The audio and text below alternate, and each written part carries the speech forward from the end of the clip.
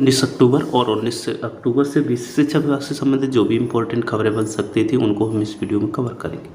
तो पहली न्यूज आई है कि शिक्षक भर्ती में बेटी को पास कराने के लिए परीक्षा लीक करने के आरोप में प्रधानाचार्य और शिक्षक को जेल भेजा गया है। तो यहाँ पर हम बता दें कि अभी एडेड स्कूल के लिए भर्ती निकली हुई थी और उसके लिए परीक्षा थी, तो उसी में ये मामला सामने आया है, संज्ञान में आया है।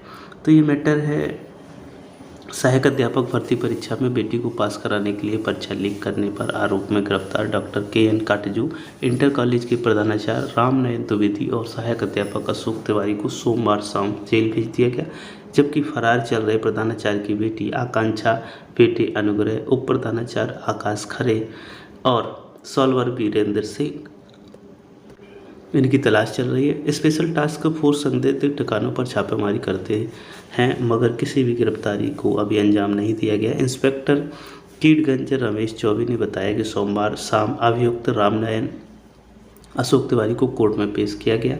उसके बाद दोनों को न्यायिक अभिरक्षा में नैनी जेल भेजा गया है। उधर एसटीएफ की टीम प्रधानाचार्य के घर घूमनगंज, प्रधानाचार्य की कीटगंज स्थित निवास समेत कई जगहों पर छापामारी की, दबिश की, लेकिन अभी ये लोग हाथे नहीं चढ़े हुए हैं। आगे देखें तो यहीं इस क्रम में विभागीय पदोन्नति परीक्षा के लिए आवेदन 17 नवंबर से, यानी कि ये परीक्षा के आधार पर ही विभागीय पदोन्नति होनी है।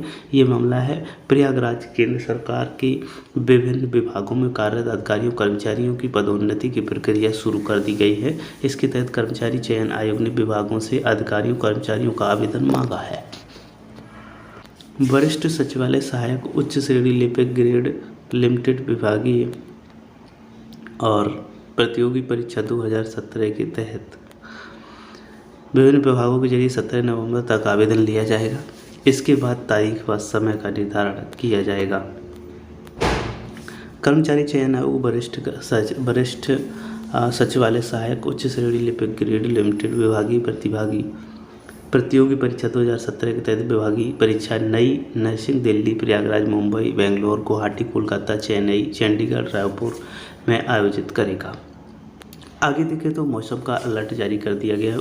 यूपी में अगले 48 घंटे भारी बारिश के आसार हैं। मौसम विभाग ने 30 जिलों को बारिश का अलर्ट जारी किया है। तो यहाँ पर देखें लखनऊ, उत्तर प्रदेश के बंगाल की खाड़ी में उठे चक्रवाती तूफान जवाद का असर प्रदेश में भी दिखा है। लखनऊ समेत प्रदेश के लगभग सभी पूर्वी व पश्चिमी जिलों के 40 से 50 किलोमीटर प्रति घंटा की रफ्तार से हवाएं चली और बारिश हुई। सोमवार को भी यूपी के लखनऊ समेत 30 जिलों में बारिश का अलर्ट विभाग द्वारा जारी कर दिया गया है। तो यहाँ पर बता दें जिन जिलों में बारिश होने की संभावना है, तेज़ बारिश से हल्की से तेज़ बारिश सहारनपुर, शामली, मुजफ्फरनगर, बागपत, मेरठ, बिजनौर, गाजियाबाद, गौतम बुद्ध नगर, हापुड़, अमरोहा, बुलंदशहर, संभल, मुरादाबाद, रामनगर, पीलीभीत, बरेली, बदायूं, एटा, कासगंज, आगरा, मथुरा, अलीगढ़, हाथरस, फिरोजाबाद, इटावा, औरैया, मैनपुरी, हमीरपुर, जालौन, कानपुर नगर, कानपुर देहात, उन्नाव, हरदोई, फर्रुखाबाद, शाहजहाँपुर, सीतापुर, लखीमपुर खीरी, बाराबंकी, बहराइच, श्रावस्ती, बलरामपुर, गोंडा, अयोध्या, लखनऊ और ललितपुर में भारी बारिश का अलर्ट जारी किया गया है।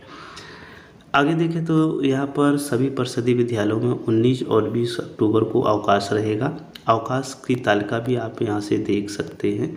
तो यहाँ पर इस तालिका में जो अवकाश है वो इस प्रकार से है। 19 और 20 2 दिन। 19 तारीख को ईद ए मिलाद यानी कि 12 वफ़ात है, मुस्लिम त्यौहार है। उसके बाद महर्षि वाल्मीकि जयंती है 20 तारीख को। तो इस प्रकार से ये 2 दिन का अवकाश रहेगा। इसके बाद हम देखते हैं नेक्स्ट खबर की अगर बात करें तो केंद्रीय कर्मचारियों को दिवाली का तोहफा मिल गया है, यानी कि 30 दिन के वेतन के बराबर मिलेगा बोनस। चलो अब देखते हैं इसकी गणना किस प्रकार से करनी है, क्या कितना निकल के आएगा। तो केंद्र सरकार ने दीपावली के मौके पर अपने कर्मचारियों को खुश करने वाला ऐलान किया है। केंद्र सरकार के कर्मचारियों को 30 दिन के वेतन के बराबर नॉन प्रोडक्टिविटी लिंक्ड बोनस यानी कि एड हॉक बोनस दिए जाने को मंजूरी दे दी है। इसका फ़ायदा केंद्र सरकार के ग्रुप सी और बी के उन सभी नॉन गजेटेड कर्मचारियों को मिलेगा जो किसी प्रोडक्टिविटी लिंक्ड बोनस स्कीम के तहत नहीं आते हैं। तो इसमें आप समझ सकते एड हॉक बोनस है ये, और ग्रुप बी और सी के केंद्रीय कर्मचारियों को फ़ायदा मिलेगा। वित्त मंत्रालय के मुताबिक इस आदेश के तहत एड हॉक बोनस का फ़ायदा केंद्रीय अर्धसैनिक बलों, सशस्त्र बलों के पात्र कर्मचारियों को भी मिलेगा। इसके अलावा केंद्र शासित प्रदेशों के उन कर्मचारियों को भी इसका लाभ मिलेगा जो केंद्र सरकार के एमोलमेंट्स के पैटर्न पर पालन करते हैं और किसी अन्य बोनस के तहत नहीं आते हैं।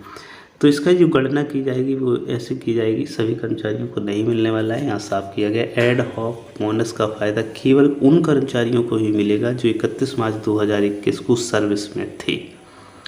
साल 2020-21 के दौरान कम से कम 6 महीने लगातार सेवा प्रदान कर चुके हैं। इन कर्मचारियों को वर्ष के दौरान 6 महीने से 1 वर्ष लगातार सेवा की अवधि के लिए आनुपातिक भुगतान किया जाएगा।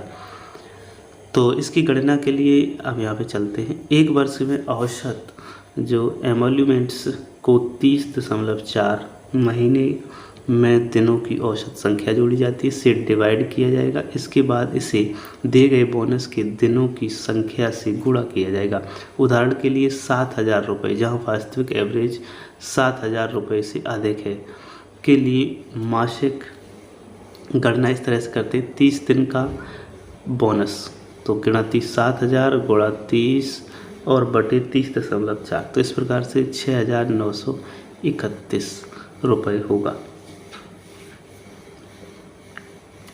अब इसके बाद में देखिए कैजुअल लेबर, जिन्होंने 6 दिनों के सप्ताह के तहत कार्यालयों को 3 साल या उससे अधिक समय तक हर साल कम से कम 240 दिन काम किया है, उन्हें सप्ताह में 5 दिन काम करने वाले कार्यालयों के मामले में 3 साल या इससे ज़्यादा समय तक का हर साल 206 दिन वे भी इस नॉन PLV भुगतान के लिए पात्र होंगे। इसके लिए एडॉक 1200 गुणा 30 बटा 3.4 यानी 1184 रुपये हो गई। ऐसे मामलों में जहाँ एक्चुअल एमोल्यूमेंट्स 1200 रुपये प्रति माह से कम है, रकम की गणना एक्चुअल मंथली के आधार पर की जाएगी।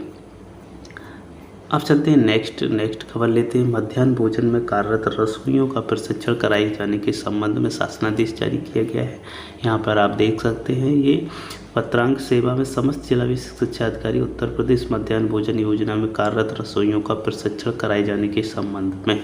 तो ये लखनऊ से पत्र जारी हुआ है और इसमें 4 लाख रसोइयाँ जो कार्यरत हैं उन्हें, जिसमें 90% महिलाएं हैं, विद्यालय में पकाए जाने वाले मध्याह्न भोजन की गुणवत्ता और शुद्धता बनाए रखने की मंशा से दृष्टिगत रसोइयों को विद्यालय में प्रशिक्षण कराए जाने के संबंध में पोषण प्रशिक्षण फिल्म के माध्यम से समस्त रसोइयों को प्रशिक्षण प्रदान किया जाएगा।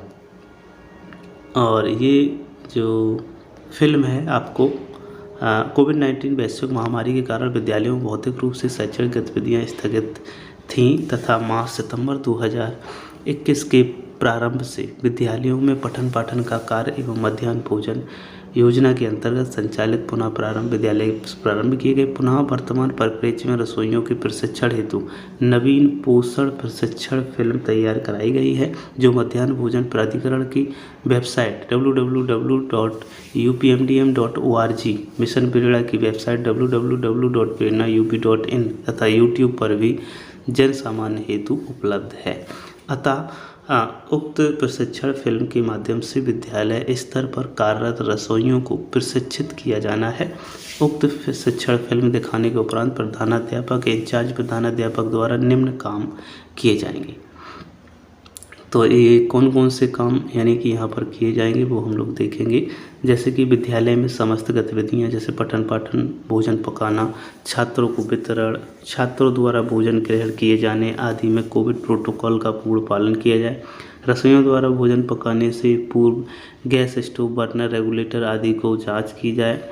विद्यालयों में बच्चों को भोजन परोसने से पूर्व उनके हाथ अवश्य धुलवाए जाएँ। डाइनिंग शेड और विद्यालय के बरामदे में बच्चों को पंक्तिबद्ध रूप से बैठाया जाए। बैठने के लिए विद्यालय में उपलब्ध टाट पट्टी का प्रयोग अवश्य किया जाए और भोजन पकाने में आयोडीन युक्त नमक, सीलबंद एगमार्क तेल, मसाले का ही प्रयोग किया जाए। भोजन पकाने हेतु LPG गैस का प्रयोग किया जाए। मेनू के अनुसार रोटी अवश्य बनाई जाए तथा यह ध्यान दिया जाए कि रोटी ना तो कच्ची बनी हो और ना ही जली हो। किचन में चूल्हे, छिपकली एवं कीड़े मकोड़े इत्यादि ना हो। भोजन पकाने में साफ सफाई का विशेष ध्यान दिया गया हो। तो इन बिंदुओं पर विशेष ध्यान देना है।